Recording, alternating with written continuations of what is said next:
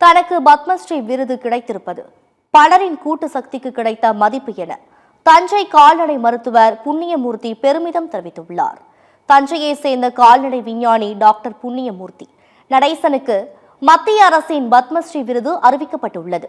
கால்நடைகளுக்கு ஏற்படும் பல்வேறு நோய்களுக்கும் தமிழ் பாரம்பரிய சிகிச்சை முறைகளை கையாண்டு வெற்றி கண்டவர் புண்ணியமூர்த்தி நடேசன். இந்த நிலையில் பத்மஸ்ரீ விருது தனக்கு உந்து சக்தியாக இருக்கும். இது பலரின் கூட்டு சக்திக்கு கிடைத்த மதிப்பு என்று அவர் பெருமிதம் தெரிவித்துள்ளார்.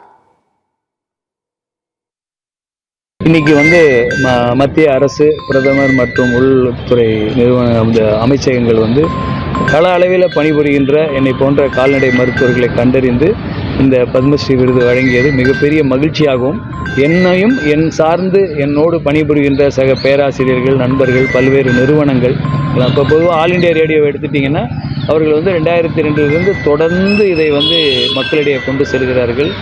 கோடை எஃப்எம் சரி, ஆல் இண்டியா ரேடியோ திருச்சியும் சரி, இது திரும்ப திரும்ப மக்கள்கிட்ட கொண்டு போகிற ஒரு வாய்ப்பை அவர்கள் ஏற்படுத்தி கொடுத்தாங்க. அது மாதிரி பல்வேறு ஊடகங்கள், தொலைக்காட்சி நிறுவனங்கள் எல்லாமே இதை கொண்டு போகிறாங்க.